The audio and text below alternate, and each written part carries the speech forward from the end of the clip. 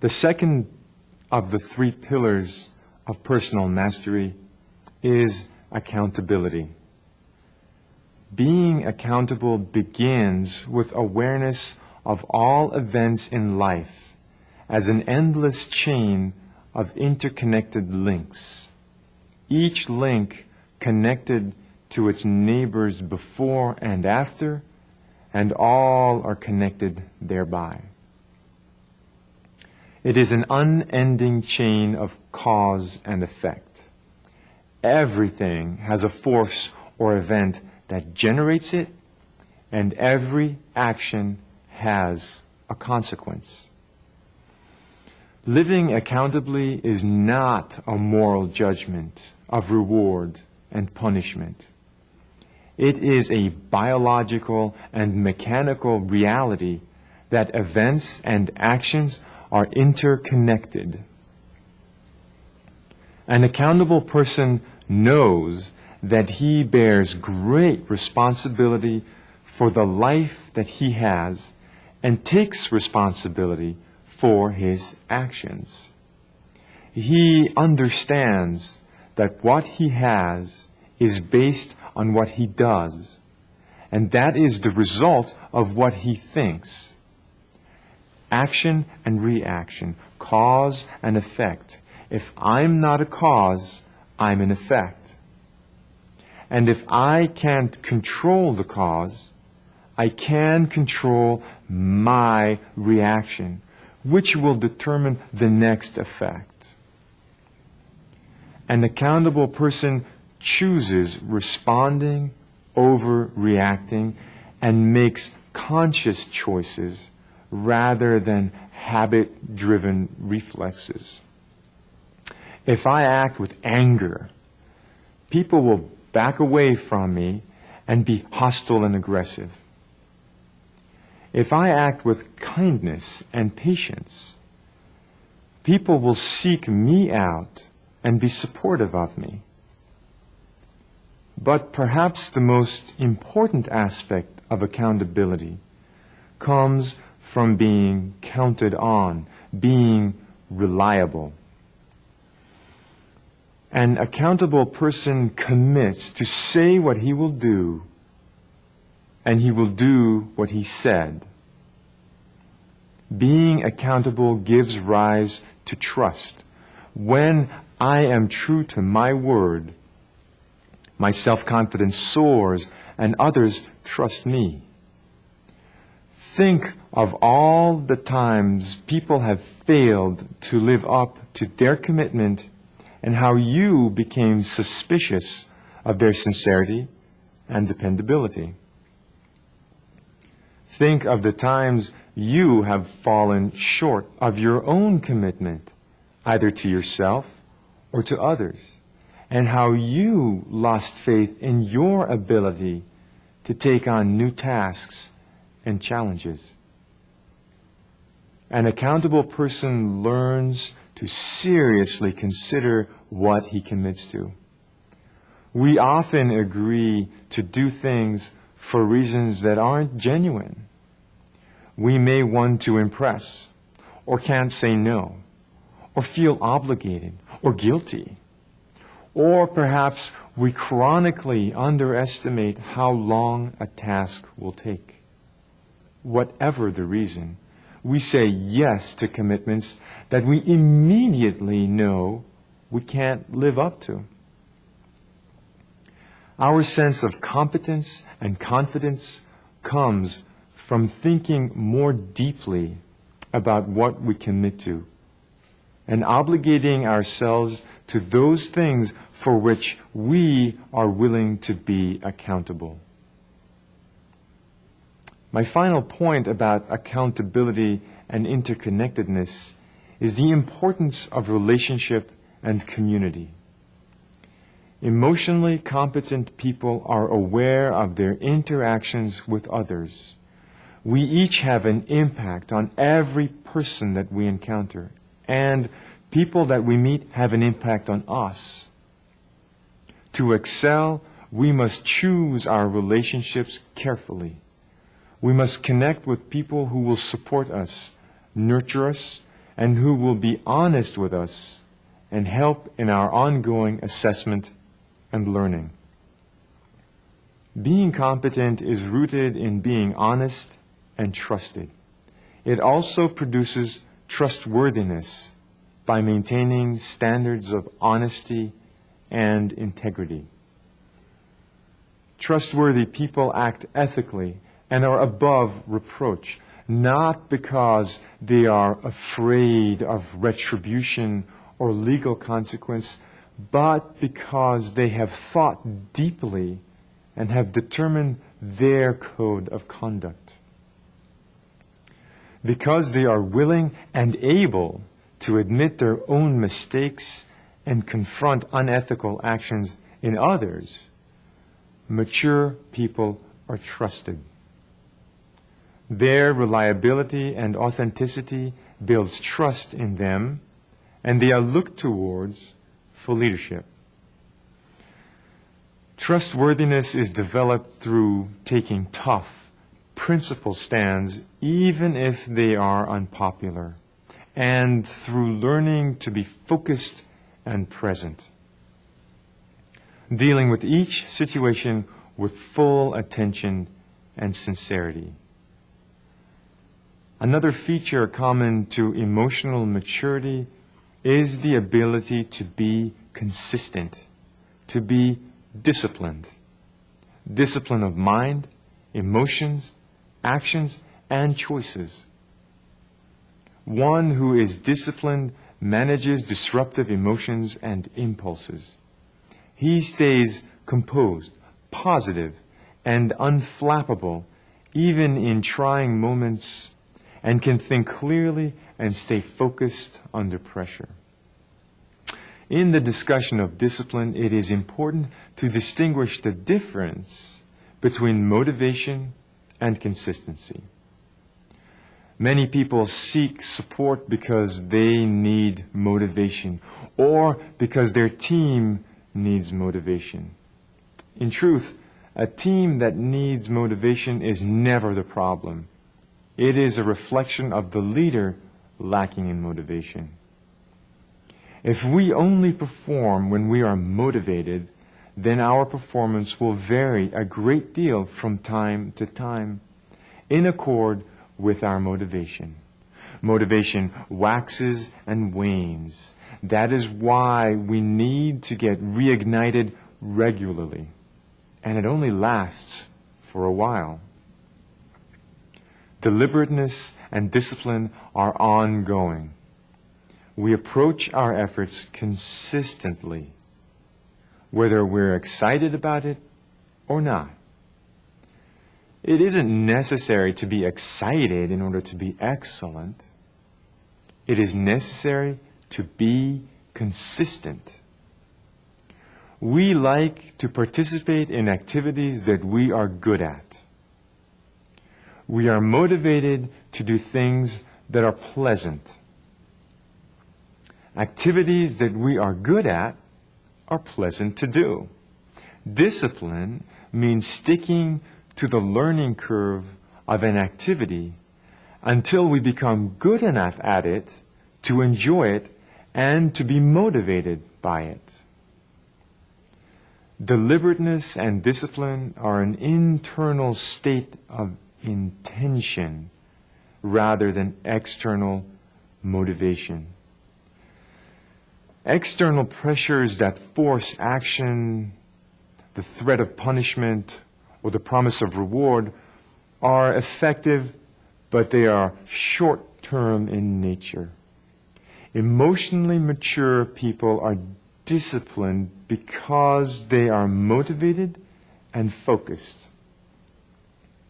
This focus comes from having clear goals and intentions.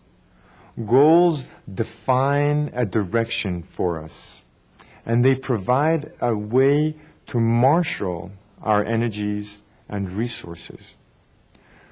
With clearly defined goals, we create a method for decision-making and choices. We can choose how to respond to circumstances, opportunities, or challenges. by answering the question, is the action I'm about to take bringing me closer to or further away from my goal? Discipline is served by being mindful, bringing the full attention of the mind to the task at hand. Maturity and competence are defined by being open-minded and being focused. Mindfulness is the ability to be still, to be quiet, and to be focused, what I call unitasking. Multitasking is the enemy of mindfulness. Disciplined people do well because they do one thing at a time, and that they perform with all their energy. Mediocre persons are distracted and distractible. They lose their point and their focus and waste energy getting back on track. Mindfulness means unitasking. If your mind wanders, stop and come back. Take a break to clear your mind and focus fully on the present moment. Learn to meditate, to still and quiet the mind. In being still and silent, we surrender. We release our ego and our intentions, and we learn to attend to the many other options that are possible. In surrendering, releasing our insistence of how things should be, we discover how they actually are. In so doing, we become more honest, more empowered, more humble, and more effective. By being still and quiet, being aware and alert, observing reality as it is rather than from the perspective of our desires and designs, we become aware of a fundamental truth about life. Everything constantly changes. We become aware of the cycles and seasons in life, in nature, in relationships, in business, in personal energy. By being mindful of cycles and of impermanence, we perform better because we align ourselves with the cycles rather than fight it. What marks a person as being emotionally mature? A mature person is hard to offend. Why? Because he is open and humble. And how does one become open? Through remaining curious, having a beginner mind. Having a beginner mind means being open-minded, having an attitude and an outlook of a student, curious, inquiring, fascinated, observing. There is a word I like for people who become closed-minded, arrogant, set in their ways, and unwilling to grow, explore, and change. Psychosclerosis. Arteriosclerosis is the hardening of the arteries, and psychosclerosis is the hardening of the mind. Curiosity is the remedy for psychosclerosis. It is a commitment to looking deeply and seeking out the truth always. By being open-minded, we are less judgmental and critical of new possibilities. We learn to think outside the box. By being less judging and more accepting of self, we become less critical of others. And so the chain continues. As we practice acceptance for others, we accept self more, and do it more easily with others, and on and on. It is our ego, our sense of separate self, that has impulses of being safe, being right, being accepted. Sometimes these impulses get in the way of what is true and real. Emotionally competent and strong people find that it is more important to be real than to be right. By being curious, we can remain an observer, a student, and prevent the impulse to force our opinions, therefore continuing to grow and improve. The evolution of emotional competence and maturity begins within as personal mastery, but it only has value in how well it is applied externally within relationships, in the realm of interpersonal mastery. The next part of our discussion looks at foundations of interpersonal mastery: communication, collaboration, and mentoring. While the preceding discussion focused on principles and tools for personal mastery, the following section concentrates on the specific ways to improve interpersonal mastery. Communication forms the first step of interpersonal mastery. To communicate means to bring out into public and to exchange ideas and information. Mature and competent people communicate effectively. They send clear and convincing messages, are effective at the give and take, and register emotional cues in attuning their message. Furthermore, they deal with difficult issues straightforwardly. One of the strengths of mature communicators is that they listen well and welcome the sharing of information fully. Stephen Covey, in his book, The 7 Habits of Highly Effective People, encourages to seek first to understand and then to be understood. This is the way mature people interact. They seek mutual understanding. They foster open communication and stay receptive to bad news as well as good. It serves us to place the discussion about communication in the realm of everyday business. In customer service, is it more important to be a good sender of information or receiver? For customer service providers, is it more critical to listen or to speak? Is there an art to being a good listener? Does it come naturally? Most people learn early how to speak, but many forget how to listen well. In fact, there is research that indicates that we hear half of what is said, listen to half of what we hear, understand half of it, believe half of that, and remember only half of that. Did you get that? Let me translate that for you into an 8-hour workday. This means you spend 4 hours listening, you hear about 2 hours worth, you actually listen to 1 hour's worth, you understand 30 minutes of that hour, you believe only 15 minutes worth of it, and you remember just under 8 minutes worth. In his book, In Search of Excellence, Tom Peters says, good listeners get out from behind their desk to where the customers are. Good listeners use their mindfulness to focus and get out from behind their desk and give full attention to the people with whom they are talking, regardless of who they are.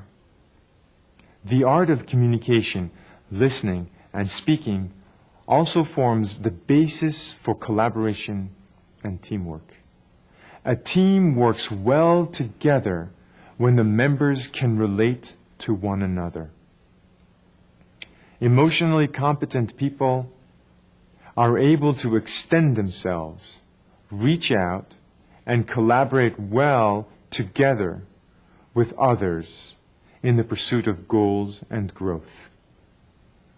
The final element to discuss in the evolution of emotional competence from interpersonal mastery is mentoring, the ability to sense what others need in order to develop and to bolster their abilities. Mentoring is often thought of as a leadership duty, but it is not limited to leaders. It is a feature of emotional competence. People who choose to live as mentors acknowledge and reward people's strengths, accomplishment, and development. They engage people and provide them feedback that both builds their confidence and maturity and identifies people's need for development. At the beginning of this discussion, we defined mature as one who is fully developed and perfected, one who possesses maximum vigor and efficiency of action. Having the attitude of a mentor is an exercise in maturity and competence. Giving timely coaching and offering assignments that challenge and grow a person's skills can be done at any level of relationship if it is done appropriately. Mentoring depends on one's ability to sense others' feelings and perspectives and to take an active interest in their concerns. In a word, mentoring requires empathy. Mature and competent people are attentive to emotional cues and, as we discussed previously, listen well. Listening well is far more than simply concentrating on words. It involves showing sensitivity and understanding of others' perspectives and being able to assimilate their needs and concerns. Then, from a place of understanding and clarity, an empathetic individual can help out based on understanding other people's needs and feelings. During our discussion today, we have identified the principles of human and emotional competence as they develop from personal and interpersonal mastery. We have explored a number of ideas and tools that perhaps can be summed up this way. Human competence is characterized by an openness, a willingness to grow, and a willingness to improve. It is achieved through a continuous commitment to awareness and honesty. But perhaps most importantly, underlying awareness, accountability, openness, communication, and collaboration is a sense of humor, not having to be funny, but being able to laugh at oneself. Those who are emotionally strong learn to take themselves less seriously and more lightly. My father used to have a plaque in his office that said, "Don't take your life too seriously. You're not going to survive it anyway."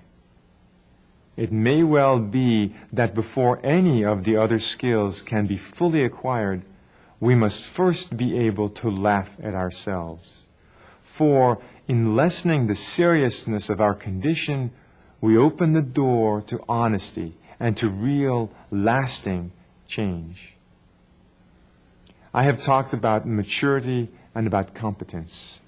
Some of these things you may have heard before, and some of them may be new to you or presented with new twists. I urge you to remember this one important point. Growth, maturity, and competence are the results of action, not theory. I invite you to pick one or all of these ideas and to practice them. Then discover for yourself the positive impact on business and revenues, as well as the social and personal satisfaction of living a full and open human life. You won't even be on camera. Let's begin with the first question and answer session. We will try to answer as many questions as possible. Therefore, we ask that only one question be asked per phone call, and that these questions be as brief as possible. You may call the studio directly at the phone numbers or fax which appear on your screen. We remind you to make your phone calls at a distance from the monitor to avoid feedback. Our first question is from Colombia.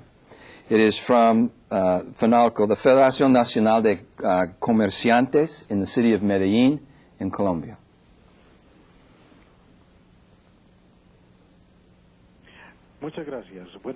Thank you very much. Good morning. In order to promote human and emotional competence within an organization, a leader needs to be impartial, lucid, and have dreams but be standing on solid ground.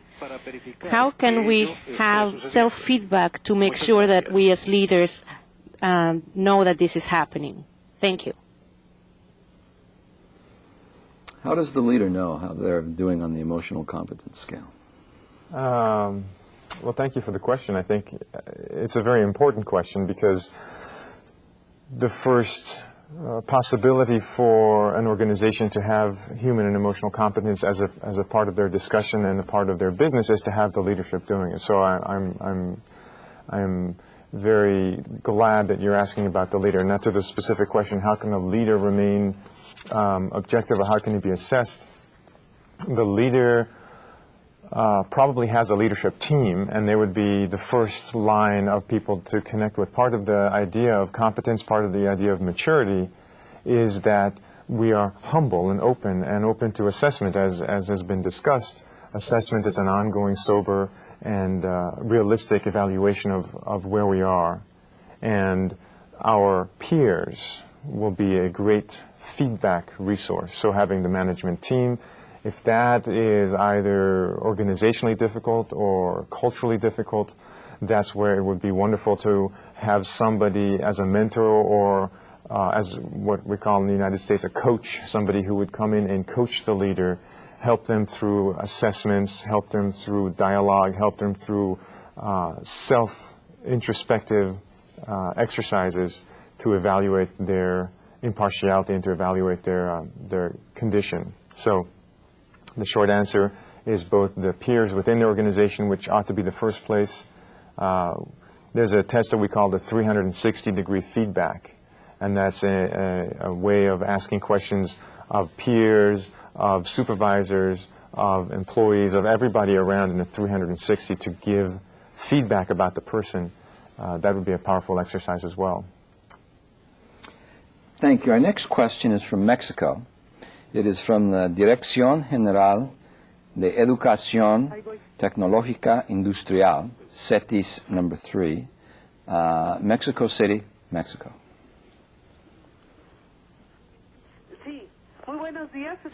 Good morning. We're calling from CETIS number 31. We're teachers, and we face groups, and we are in a teacher-student relationship. Some of us teachers have a negative approach. How can we help that group of teachers who are a little negative, who are dealing with bureaucracy, who have vices? How can we help them improve their competence, their emotional and human competence? Thank you. Eric, what do you say to the teachers out there? To the teachers out there, first of all, I deeply respect what you're doing. Without the teachers, most of all the topics that we're discussing would be irrelevant. It requires that human contact of teachers to be involved in the process of learning.